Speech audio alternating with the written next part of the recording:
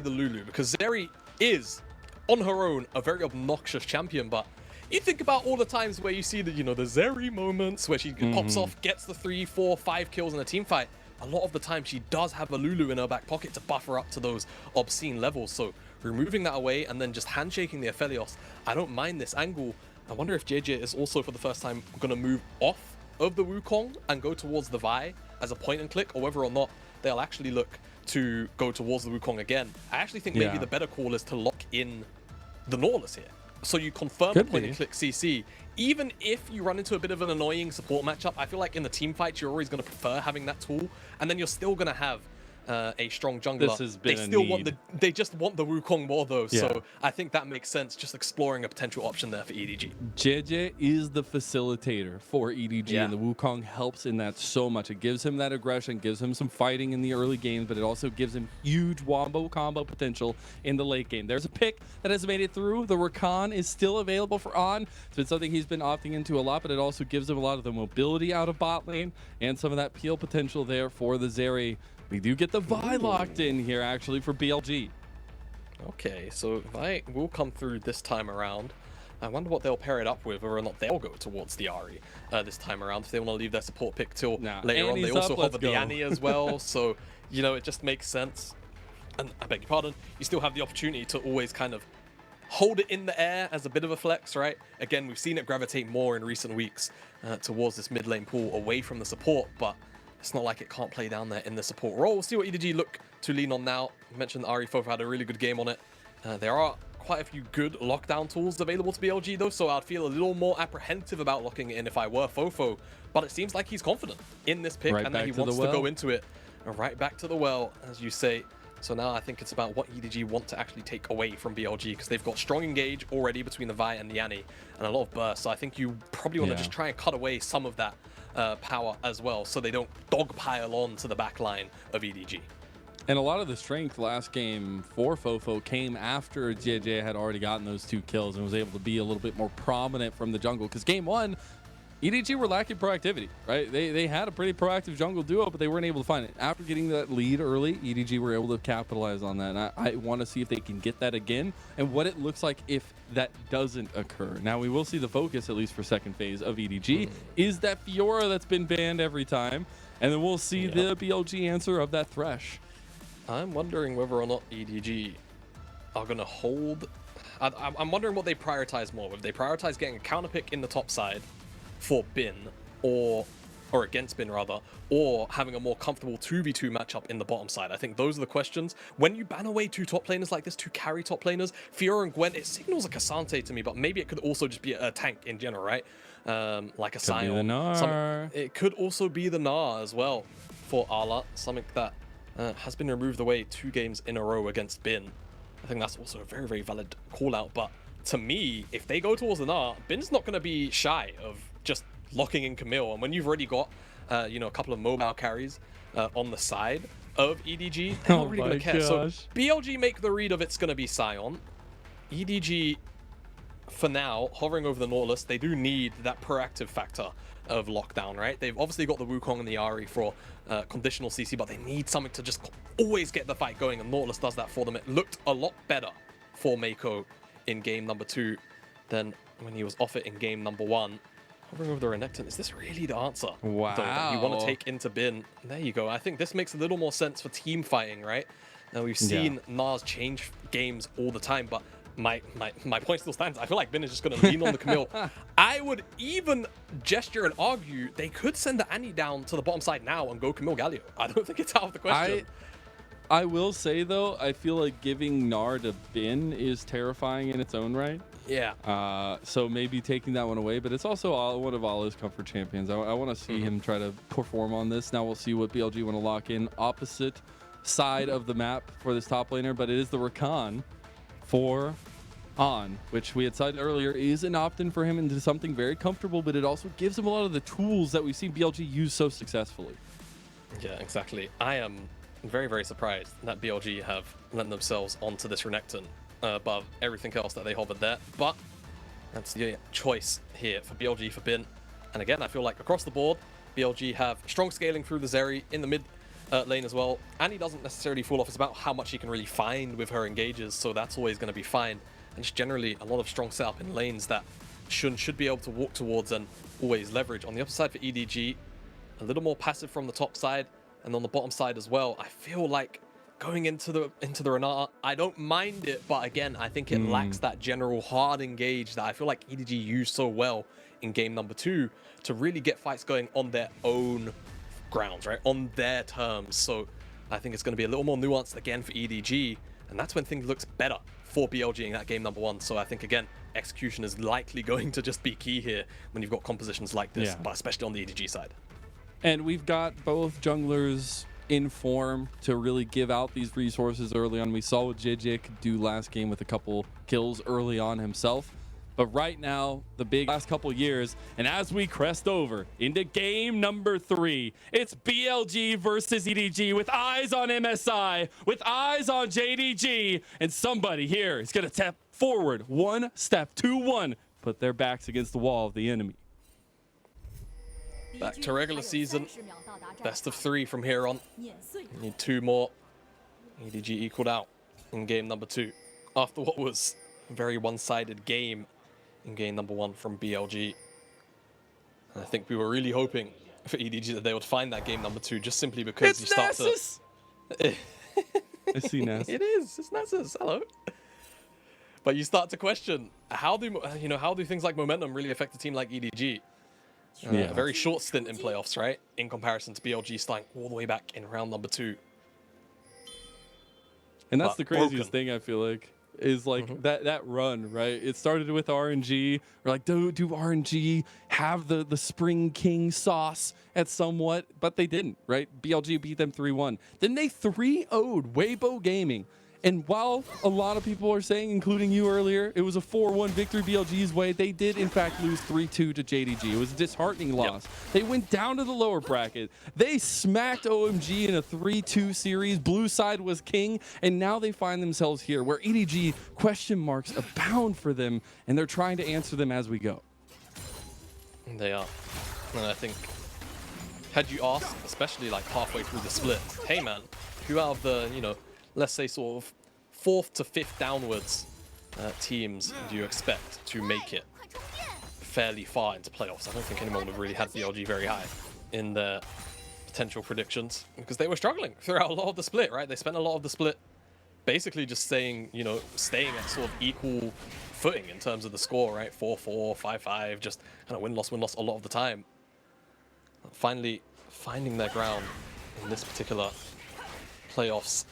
It's felt very nice to finally see a roster that a lot of people were expecting to do well meet those expectations in the last stage of this split.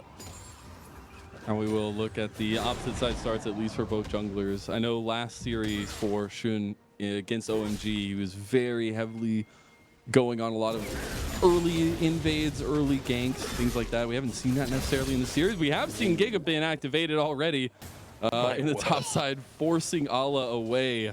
We'll see Yagao actually roaming very early here as well. Is he just going to flash over the wall? Is he going to do it? Is he going to cut the They're going to bring Shun as well. Ben's going forward. He gets the CC. He's going to go. And there you go. Giga Ben has showed up in game 3. You know what? My bad, Bin. I should have never doubted your Renekton pick in the first place. Finds the solo kill. Basically 1v2. Oh, they're going to re-dive him, aren't they? He's got no flash. He's still level 2. I did indeed. They're going to double TP here as well. Resources burned. There's a response TP from Yagao back to mid lane to clear that wave.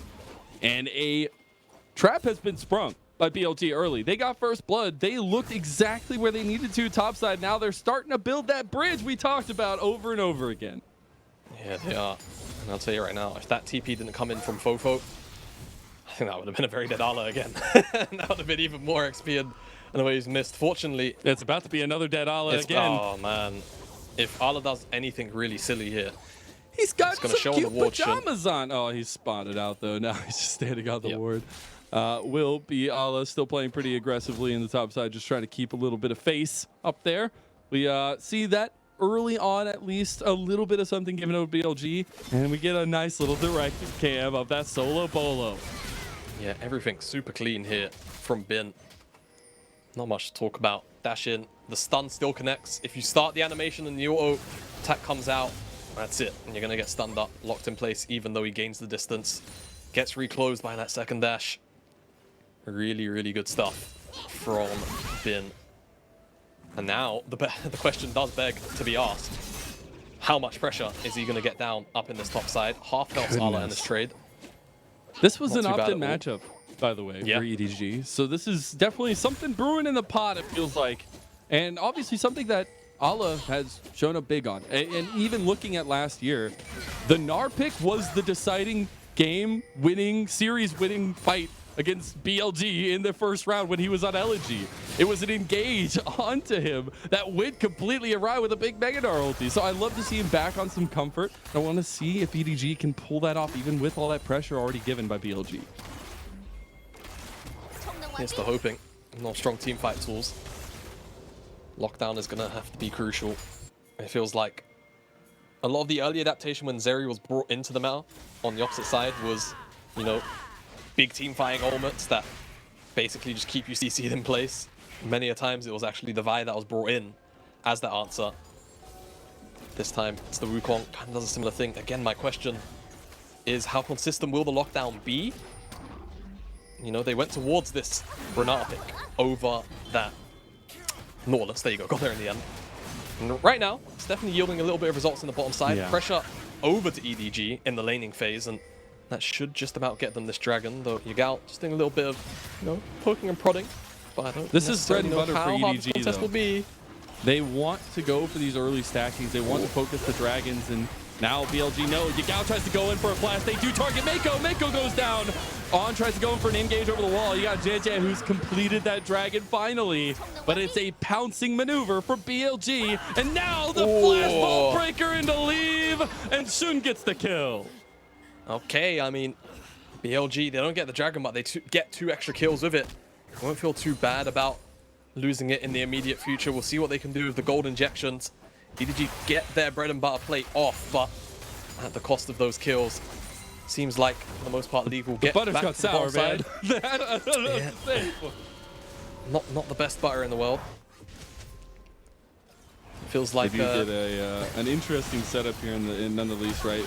Leave using the cleanse there, thinking he was going to get hit by the tippers, but also flashed in the end. So little double dip in his summoner spells, and it kind of led the way for this because he had nothing left.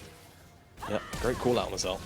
Not having that cleanse. I mean, I feel like he'll probably die here either way, but great flash from Leave to get out from the initial stun. Just unfortunate that he ends up using both summoner spells, and perhaps his reactions are so fast that he didn't have to. Yeah, That see ain't whether a or not vault that can be breaker, it's a punished. backbreaker. Oh, He's yeah. looking like Bane at this point. We do see, though, on the roam, that is something that has always been important for BLG. It's something that, you know, I've liked to see from Meiko at times, but I think he's at the point right now where he needs focus in lane. But that connection of On with Yagao, with Shun, it has led to so many payouts for BLG, and especially early pressure, right? We saw game 1 where Jiejie didn't have proactivity from the game, from the start, and it didn't go well. No. It didn't. Do you know what's probably not going to go well? This He time has Ala. pajamas on, man. Leave him alone. He's so they're going. cute. They're still going. The slice and dice, getting the distance. Flash comes out, though, and everything used by Ala just to not go down again. Yep, gonna miss out on this wave, probably the next one, if Bin so pleases, and get a plate, teleporting that up yet, so this is just complete yield from Ala here. Herald's also gonna go over, so that's what BLG get from the play. What do EDG get in the next 30 seconds or so? Maybe 2 jungle camps at most. Chicky nuggies? Nope, doesn't seem like it. I mean, Cyclone's there, so they want to pick maybe onto Yagao, who used that flash in the dragon fight, but not even really angle for it, because Yagao is just positioned so well in the lane. Then he's going to clear out the rest of this wave. Will he even let 20 Ala CS step already.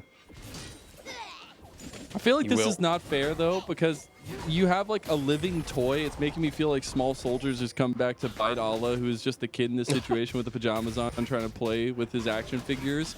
And it's just not fair. It's not fair. Wasn't that movie? I think it actually came out before I was born. I think it's called Toys. Probably. The old one. It's very, very old. Do you know the one I'm talking about? Where it's Wait. like they've got like the Action Man-esque figure Yeah, that's small soldiers. That's what Is I'm that talking small about. soldiers? Is that what I'm thinking about? Okay, yeah. Yeah, you know, I'm old enough to have that representation on lock, you know? Yeah, thank you, but man. at least right now, small soldiers going in favor of BLG. We'll see if Ahri can get a hold on his toys at some point. We do have that Rift Herald available for Shun, going towards bot side of the map, knowing that they have been focusing Leave so heavily in this series so far, and it's worked out for some extent. As for now, I want to see where they end up using this Herald, because the top lane has been taking such a battering that do you even feel like it's worth it, pushing that lead even further? I mean, to be honest, as much criticism as the Renekton pick can often draw, a very fed Renekton can be very, very obnoxious to deal with. Even though you've got a fair amount of CC and disengage, I still feel like Bin's the kind of player that will always find the angle. It seems like we'll get our answer to the question. It's just going to be a mid lane drop. Right, and I think it makes a lot of sense. There's not too much wave clear available to BLG, whereas for EDG, a little more accessible, that wave clear. So just trying to drop the mid lane tier 1 and then potentially open up the map to allow yourself earlier rotations once you brick the tower is really, really solid. So I like that, and they get 3 plates off it too, so not bad. Yeah. Good timing. And we have Dragon coming up in about 45 seconds. The biggest thing right now that I'm looking at for BLG is they just have so much single target lockdown. If they connect one thing, Leave is just going to die. And I think that's the biggest target right now for BLG, or at least there's a walking target on Leave. And that's where EDG are going to have to find ways to prevent that, or at least deny the execution. Yeah, they will. I think it's going to have to stay well and far away from Shun Leave. But the issue is that they've got Rakan. So, you know, Shun's going to go, and then Rakan's going to press E on him twice, and then hit R and W on Leave too. So it's just going to be double jeopardy in that regard in terms of the lockdown. So EDG, like you say, they're really going to have to play their cards right. And Meiko's going to have to be on point with the ultimates. Here we go. Nice. A little bit of an engage here with the lightning crashing. That's a hostile takeover out the cleanse and the flash burn from Leave. Dude, that sidestep from On was slick, right around the handshake. Oh, they got a nice engage here on the Shun. He's not going down just yet. Does finally die to FoFo, as he should get out of here alive. It's a nice little pickoff, and EDG are on the board. They are. They find Shun. Critical time as well. I wonder if they'll actually consider going towards the Dragon. Another nice trade goes over to Bin. Ahri can't get the Hyper Brock to trade back. Yeah, EDG at least find something somewhere, because they're starting to struggle a bit. Rest in peace, Tibbers. FoFo will claim that. Has teleport, will come back out onto the map. But yeah, Shun getting caught off. Feels a little bit bad, because I feel like everything was set up for them to really connect on this Dragon. I'm sad the replay doesn't start sooner than this, because there's real heads up play from On, but what's real heads up play is EDG finding Shun, and he's just rotating around. Real nice play. The Spellbook Ignite, love it. FoFo in these last couple of games, or at least this game and now the second game on the Ahri, is really, really improved. I feel like after that first game where it was really non-existent, we really see this Ahri unlocking a lot of things for EDG, and now they'll get the second Dragon again right where they want to be. Don't forget as well, BLG did have the opportunity to snap up the Ahri if they wanted to with the Vi. It's a very popular combination. Double lockdown, loads of mobility. I think one of the things that you can often find with Vi is that she goes so far forward. Oh, I mean, speaking of going forward, Ahri gonna find himself. Very angry Vi. Needs to be a little deals a lot of damage. He does do a lot of damage, and Ahri has nowhere near the Mega Gnar bar. Shun not going to go under the tower just in case something else was going to come, but that flash burn does mean the punishment continues. The toys have risen up, Jamada. The toys have risen up. One more power punch, I think, with the passive proc as well. So much armor shred from the Black Cleaver. Ahri could have died. 4 plays. Just a solo kill.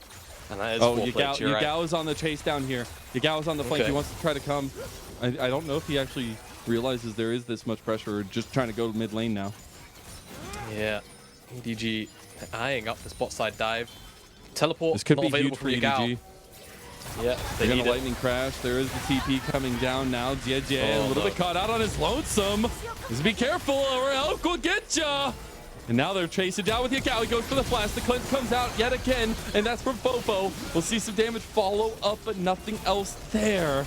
As BLG tried to collapse on EDG's play, it will be Jiejie going down. Yeah, it's strange because BLG read the initial dive going on, but I think it took so long, the execution, that they kind of just took a step back, and it was more actually hesitation on the side of EDG to find the play initially. Definitely goes very, very wrong. Jiejie losing his life.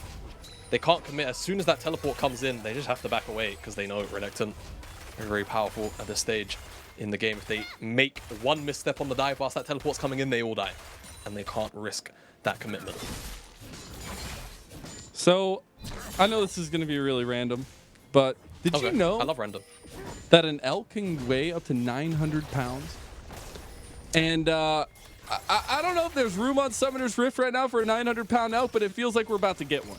Because elk is on this Zeri. Zeri for elk has been so huge. He played so aggressively with her. But if you get a little bit of resources, it feels like he can just skyrocket off the map. And that's exactly how BLG have picked apart so many games. Yeah, it does. I mean, it just feels like Zeri anytime she's on the map. If she's not put, you know, 2, 3, 4,000 gold behind, it feels really, really bad. And right now, even though EDG made a bit of a heads-up play to... I mean, they allowed the Zeri to go through, but they make the call out because they want the handshake between the Aphelios and the Zeri. By removing away the Lulu, they just say, you know what, maybe that we can curb that power.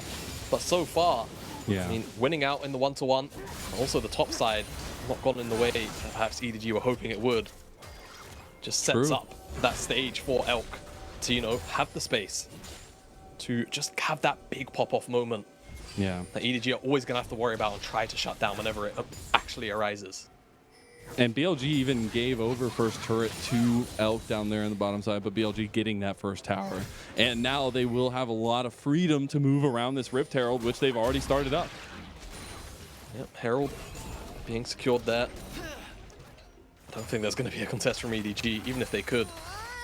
I think it would be a little bit lopsided. We haven't spoken about it much, but there's a 5,000 gold difference between these two teams right now. I think very fortunately, at the very least, the items that have been completed are kind of even. So it's a bit of a fake data 5k gold lead, right, for now. I always say, man, like, item completions are what change champions, right? Gold lead's important, but if the gold hasn't been spent or the items are even, oftentimes it can be enough to transform a champion into just kind of pseudo being at sort of parity, as it were. We'll see whether or not, if this gold is being weighted on to be spent from BLG, they'll be able to find some kind of bigger lead. But for now, first items they are all in the lead. Yeah, we did get all those item completions. You see a little bit of that gold difference in the top left of your screen. Yagao getting pounced on here by EDG. This could be a big pickoff before the dragon spawns that EDG really want to focus on. Yagao won't be finding any reprieve today. On behalf of the ride home to Tibbers as Jiejie picks up that kill. They do find that pick onto Yagao, but the problem for me is that he's going to come back up in time with teleport available. And EDG just blew 2 ultimates, albeit Spirit Rush has a very short cooldown. I don't think the Cyclone does at this stage when you don't have 2 points in it. So we'll see whether or not this comes to bite them in the backside. It actually looks like it's cooling down just as fast as the Spirit Rush. Yeah, which just a little bit slower. Problematic to me. But I still don't think they'll be set up for this. I think EDG are just going to go ahead and give this and go for the side lane plays. We did get that Rift Herald popped by BLG in the bottom side. They got a tier 2, and now oh no! They've got out a little bit of the bot lane as Meiko has gone down. Leave can't get the damage back onto BLG, and that's a big pounce. Yeah, that is a big pounce. Real nice chunk. They find Meiko, and now for sure it's just confirmed that there should be a BLG Dragon if the charge in the top side wasn't enough for you. Oh, you just really wanted the tower, okay? He wanted the tower. Shield bow, dash over the wall, had flash, absolute worst case. He's okay. He's doing just fine. But honestly, BLG just finds so much in this little window. And this is now where the game can get scary for EDG, right? Not just because the gold lead will start to matter once the items start to come in a little bit faster with BLG, but with so much off the map and the way that, I mean, BLG have been playing so high up already, expect them to just suffocate EDG out. Moments like this where, you know, someone has to step up eventually to put a ward down. Yep. And all of a sudden, you've got a Vi and a Rakan on top of you, you've been knocked up twice, you've got a grey screen in the space of about 3 seconds. So this is now where I call on BLG to be concise with their forward movement, but also for EDG to just take a moment to breathe and not overstep your bounds too much. I like that they're going to just be able to grab this tower, try and find gold back somewhere. But now the darkness will start to consume the map from EDG's side. We did get second item completions there for BLG. They got the Rylai's for Yagao. Now engage on Demon. Not going to go through. He's sidestepping everything. You got Elk facing off the demons of EDG, and On is a monster on this Rakan. I said at the beginning, man, he just gets unlocked when he's on this pick, and it is the youngest ADC in the LPL here, or not ADC, rather, the youngest support, really popping off on a signature pick right now. That was, I'll call it a nice sidestep, but also that I've seen charms hit when they look like they shouldn't. Maybe, you know, Rakan's been on a diet, and that's what it is. You know, just you know, cheeky that's little what bit. it is. Yeah. We did see another tier 2 go down to BLG there in the side lane. So man, they are just taking towers by storm. 5-2 now in terms of turrets, and now they're gonna wrap around. Focus onto FoFo. He has that Banshees, but it's already popped, and the CC chain is too much. Yagao gets the kill. Even small little execution things like that there from Shun, just smiting away the Banshee's shield, so the Q does connect and the CC chain can commence. Real nice, and it's right on the timer for Baron. Smite is on cooldown for Shun. It looks like it's a slightly longer charge, maybe 20 seconds away from now, but they don't want to pull that trigger just yet. Not worth the flip in their eyes, even though it's a 4v5. Not yet. We're waiting. The burger needs to get cooked a little bit more on the bottom side before we're flipping. Yeah, they can't flip it until it's seared on one side, right? So that's the first charm. But like, because the observer also zoomed in. So no, wait. How does this not hit him? Nah, I don't know. That's just a skill difference there. That's all I'm saying. I've seen skill shots lollipop harder than that, and I'm gonna be honest. Yeah. You know, On is almost dead. Has the quickness and the ignite burn. So maybe a little bit of something happened. Lightning Crash also burned, so a couple ultis down. A couple down, but it doesn't seem like it amounted to too much, and there's just a reset on the map that it forced BLG into. But again, you know, pace of the game will slow down. I think it's kind of a situation now for BLG where unless they feel confident enough to burn down the Baron, it's going to give EDG some time, all right, to collect some gold, collect some resources, and just try and get to a couple of crucial item breakpoints. There's a picture of what actually went down. So just a bit of an engage. Gnar roll pretty big as well. Oh my goodness, doesn't result in anyone going down. He gets out. Yeah. That's insane, actually. I mean, On is just on a bit of a mission in this game. Yeah, it has been incredible, right? On first of all, he played with Bin in the past, right? On Suning in 2021, and I think seeing him really come into his own, not alone on this superstar roster, but really him and Elk having a lot to say in the carry potentials. It's been really, really awesome, and he's going against what would be a legend in the LPL and Meiko in one day, but it is something that's really stepped up the case. As Ala does get out with a nice little move, scoop away at least. Maybe Elk wants to continue chasing. Daddy actually cleanses. Oh, Elk wants it. Did you know that Elks can jump 8 vertical feet?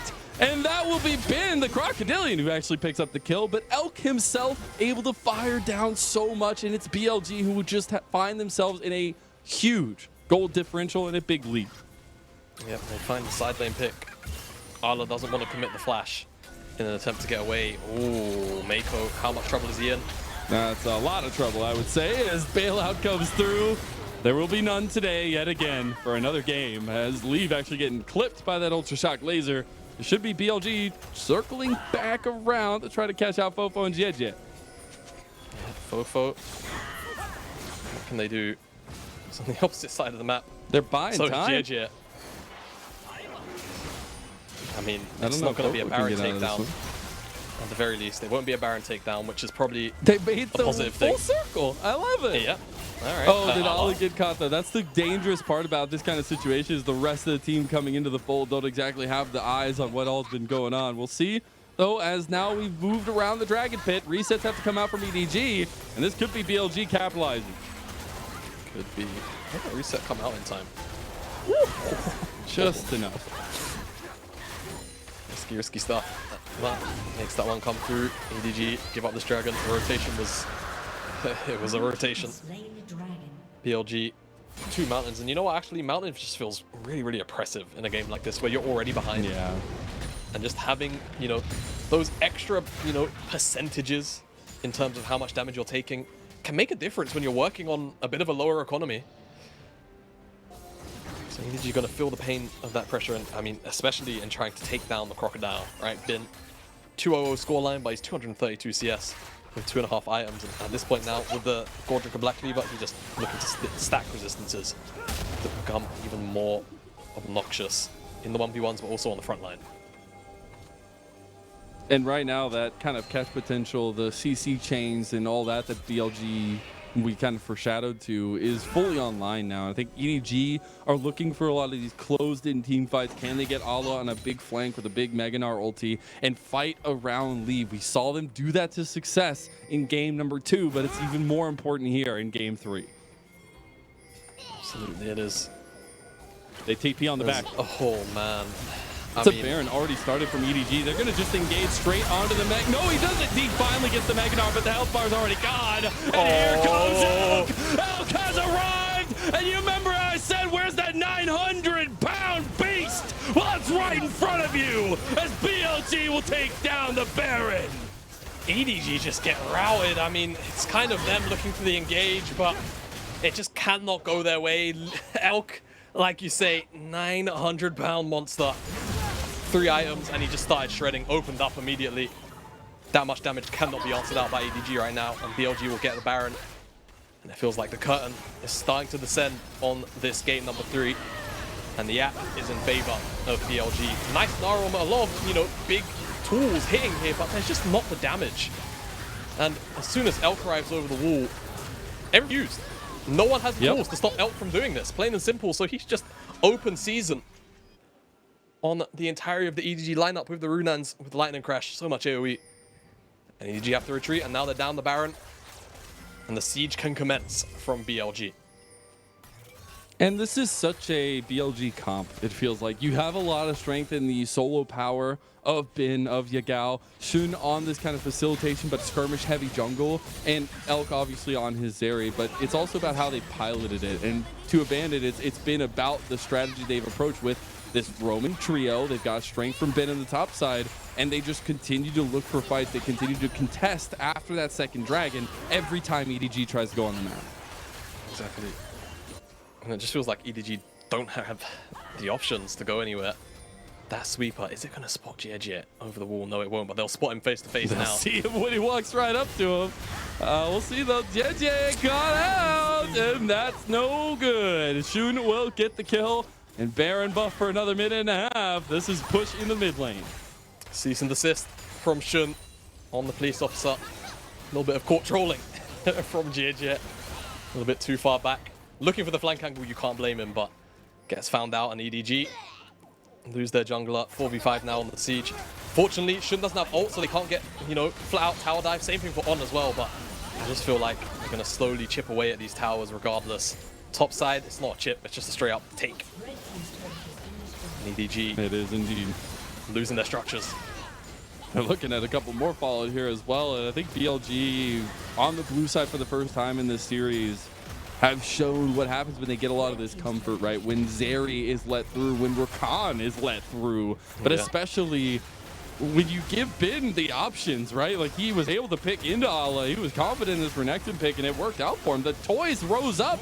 We were talking about small soldiers. Well, they're big soldiers now. And BLG have done it. They've destroyed EDG in game 3. And we'll see them put the finishing touches here. Do they want some more kills? Do they want to focus on the Nexus? Maybe a little bit of both. As now it's EDG trying to go on to Bin. He heals up so much, though.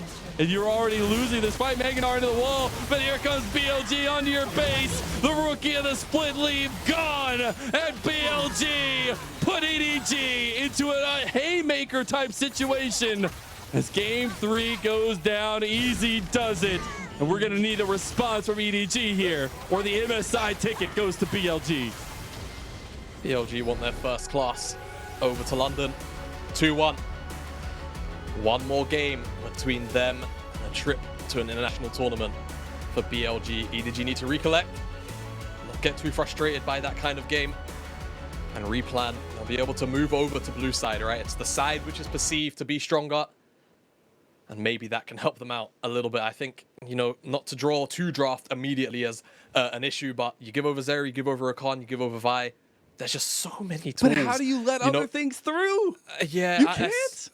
You can't, right? That's the big problem. I just feel like the handshake that they ended up taking was perhaps not the one that was the most favorable for them by the end of it. I think at the very least, maybe you try and take away the Rakan, right? You can't allow all three to go through.